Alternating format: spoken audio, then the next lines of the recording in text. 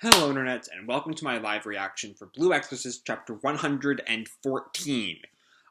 When we last left our heroes, we focused a lot of time on Yukio in the airship, as he revealed that he had joined the Illuminati to find a weapon that would destroy the Illuminati, until Shima told him that the contract of Moranath would do that if he played his cards right, which also alerted the True Cross to where the Illuminati was.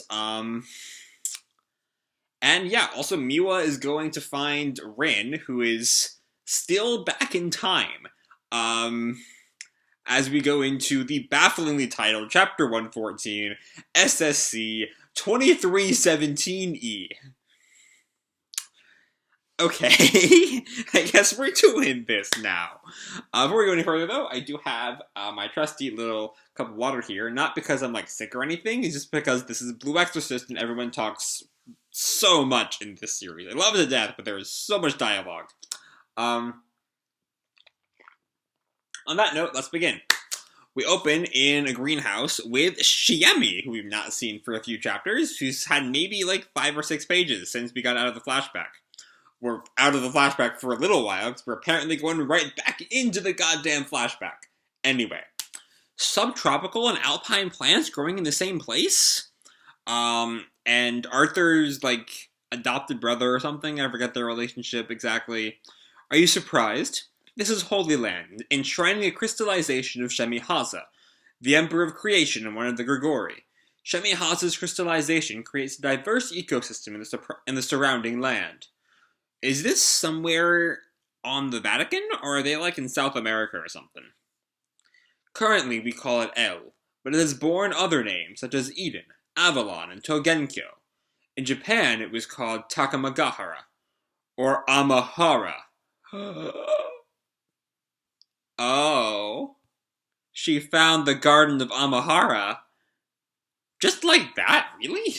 That was fast. Though it does imply a couple of things.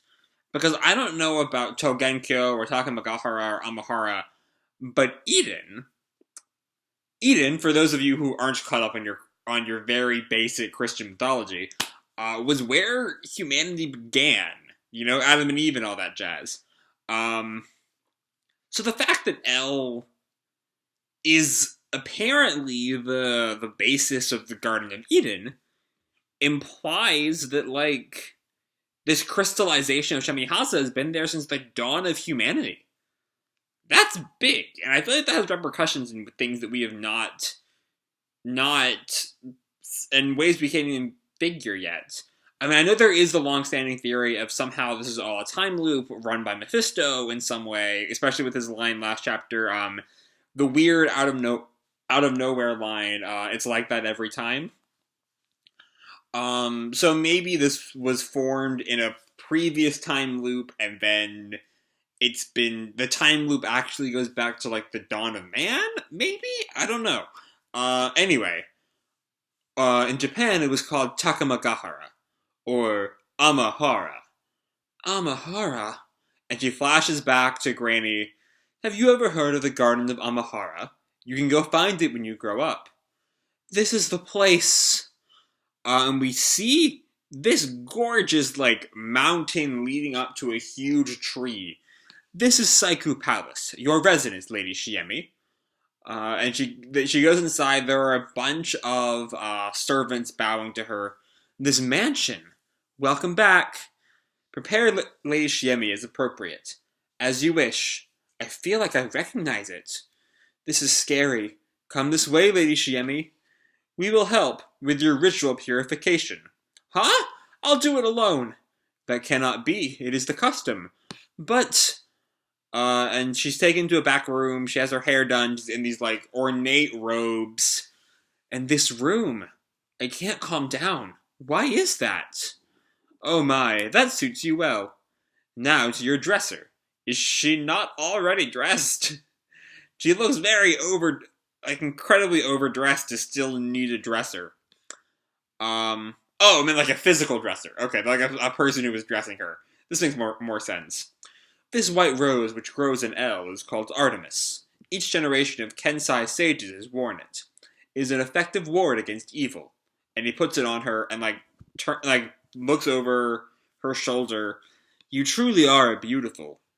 Sorry, but who are you? I'm glad Shiemi's finally getting to the important questions. My apologies. I am Jeremiah Uzai, director of the Grigori Agency. The Grigori Agency maintains and manages the Grigori and the holy ground of their crystallizations. Jeremiah, when can I see my mother? Due to the world's current instability, your mother is busy. It would be nice if you could help. Do you remember the ritual etiquette?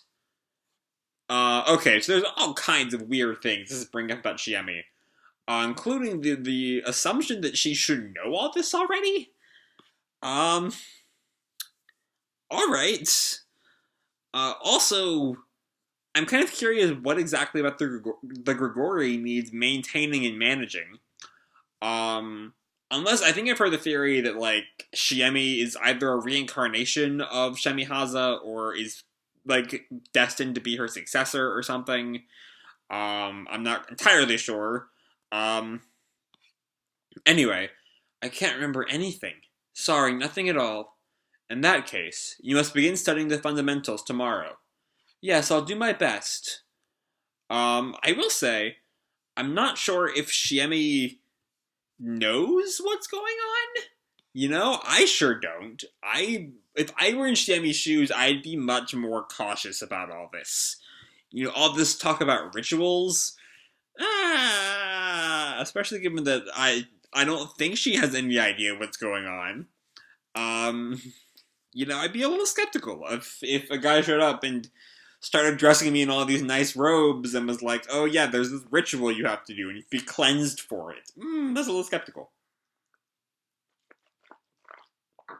Anyway, moving on. I feel like I can almost remember, but and Jeremiah puts his hand on her shoulder. Poor girl. I must say, you haven't changed since you were a child. Total creep right there. He was at creep level to the conversation with Arthur a few months ago. That's pretty creepy. You don't remember, so it's only natural that you were incapable now. So do not trouble yourself. He's scary. We will instill everything in you. There's the proper amount of concern. That is a fucking creepy shot there. That might be my thumbnail. We'll see. Y'all know it's my thumbnail or not. I don't. We'll see if there are any better shots later on. Anyway, we have prepared a snack, and sometime later, still in the palace. Oh, how nice. But there's so much. Would you like to share it with me? Here's a proper amount of discomfort, given the situation. And all the servants are like, sorry. The servants just all have this really creepy grin. Especially this middle one here. Sorry, I am alone. Could it be that I'll never see my friends again? And there's a sound effect of a bloop? I'm not sure what that's meant to be. No, and she stands up. Sorry, but I gotta use the ladies' room. That's definitely, she's planning to sneak out, right? We all agree that there? Probably. Right this way, shall I assist you? No thanks. I've already lost heart. The others wouldn't burst into tears like this. What would Yuki do? Well, Yuki would join the bad guys. That's his MO at the moment.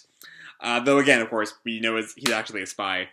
And if Rin were here, and we cut to Rin, we see a vision, maybe Shiemi seeing this, of Rin unconscious where we left him 4 chapters ago. I think that can't be Shiemi envisioning Rin, because I think she's seen Rin's new hair, but she's definitely not seen that coat, I think. Or maybe it is, because we're still with Shiemi. She does a spit take. Ow! Lady Shiemi, is something the matter? No, it's nothing.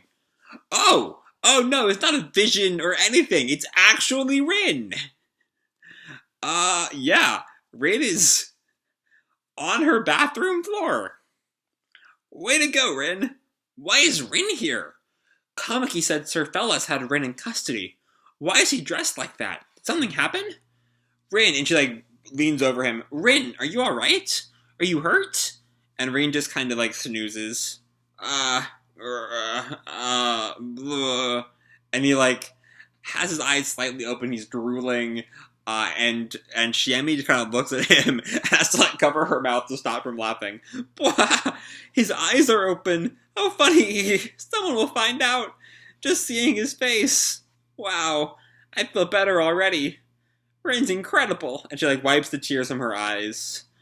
And she hears a murmuring coming from Rin. And she gasps, "Mom, sorry." Mom? Mumble. I love that Mumble's in this speech bubble, like Father Fujimoto, which comes right after it. "I'm sorry. Yukio." And Shiemi looks at him again. "Rin? I'm sorry. I'm sorry, everyone." Now we're back in Rins Mindscape for the first time since I just want to remind everyone, last time you saw Rin, he watched his newborn self yeet itself out of his mother's womb and murder a room full of priests. That's where we last left Rin's mental states. Because 110 was 109. 109 was a trip. Holy shit. Anyway, back on serious stuff. "It's my fault. That thing is the real me." And I love this image here of the baby Rin, spewing itself from the present day Rin's back. That might actually be our thumbnail, maybe. "I've always suppressed the real me as something bad. I spent 16 years creating a mere front. But actually, it feels good to cut loose with my flame. Just being me feels awesome. Mom and Father Fujimoto died because of me, and everyone thinks I'm a source of evil. There was never any reason to be kind to people, because it doesn't matter." So right here, we have a really interesting swap.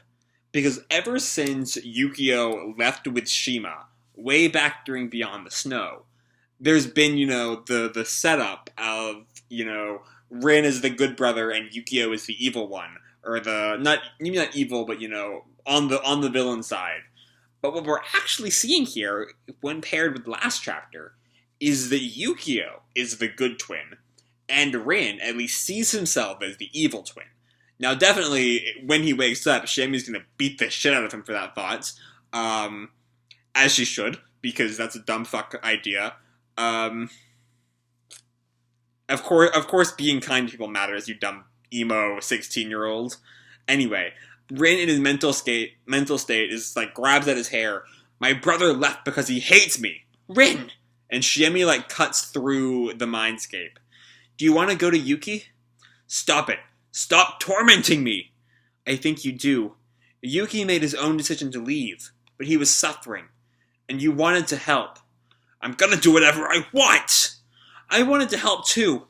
I'm never any use when it counts. I'm gonna go totally wild. But maybe even I can be useful. I've received so very much, so I want to give something back. And the truth is, I owe this feeling," we have another shot of like full-on demon mode Rin, "to you and Yuki." And Rin stops his rage at hearing that. "If I hadn't met you two, I'd still be afraid of everyone, and afraid to go outside. It's a big, wonderful world with so many people, and you introduced me to it." Here's another parallel I'm seeing. If you'll remember way back, I was thinking of it as a counterpoint thing. It's just a straight parallel. Back in the Kyoto arc, when Rin was eaten by that door, it was Shiemi who went in there and busted him the fuck out. Though I think in the end it was Rin who broke the door. Shiemi like tried to save him, but then she just gave Rin the strength to save the two of them, as I recall correctly. It's been a long time since I saw that episode. Whereas here it seems to actually be Shiemi who's just saving the day herself. No need for Rin's help this time. Anyway, it's a big, wonderful world with so many people, and you introduced me to it. You guys are like the sun to me. And Rin can only look at her, who is very sun-like in this appearance herself. Like he's kind of like even like covering his eye from her, like she's the sun. "I'll do my best to follow you." And Rin finally wakes up for real. And the voice on the other side, "Lady Shiemi, you're taking an awful long time." I had a huge poop." A huge poop? Eek when I say that! Good old Shiemi.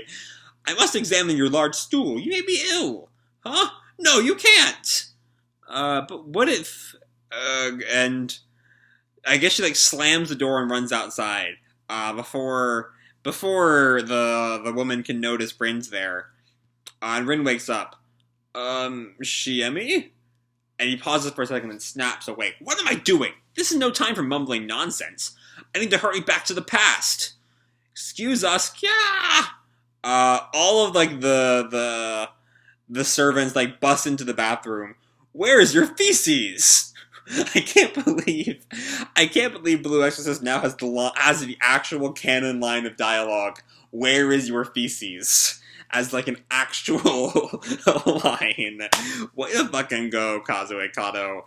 You deserve this. Huh? Where did Rin go? Man, Rin is vanished. No one saw him. Was he a hallucination? Maybe it was a hallucination.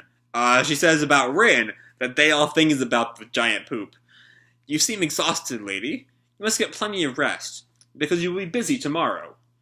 Even if it was a hallucination, I feel better now. Okay. And then we cut back. I think this is back in the past. As Mephisto is watching down this, the burning fire of baby Rin yeeting himself out of wombs and murdering priests, which is really should be everyone's favorite pastime at this point. And Mephisto turns back to someone. Welcome back. Have a nice nap? Yeah. It's Rin who's showed up again. I don't know why, but I feel better. So no more lazing about. And Mephisto grins, happy that Rin is no longer dipping into the darkness. That's the Rin I know. I'm relieved. If I return to the same time?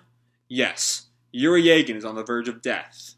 And we cut back to Yuri giving birth to Yukio. We can't do a C-section now. But like this, she'll die. Mom, what should we do? And he has this sudden, bamp, as the sound effect tells us, moment. His eyes widen shock. Huh? What the? Did you notice that? I sensed something like Lucifer, but different. No way. And Rin goes down there, where all the priests and doctors are running to Yuri. Section 13. What? Oh no, this isn't where Yuri is. This is back at Section 13. Satan has returned. How? I thought he couldn't move. I don't know. Just run. And we see in the distance there's a humanoid body there in the hallway. Yuri, where are you going? And we see Satan turns around, looking straight up like an Infernal from Fire Force. Which I love those designs, so fuck yes. Deterioration of that body's brain is advanced. His yearning for Yuri Yagin has grown into obsession. Where are you? I can feel you growing distant. Are you leaving me? Satan has begun to break. And Satan does this huge, beam of light all gathers above his head. The blue night has begun. Oh boy. And we see the beam of blue light in the middle of True Cross Town. Next chapter hits October 3rd. Alright.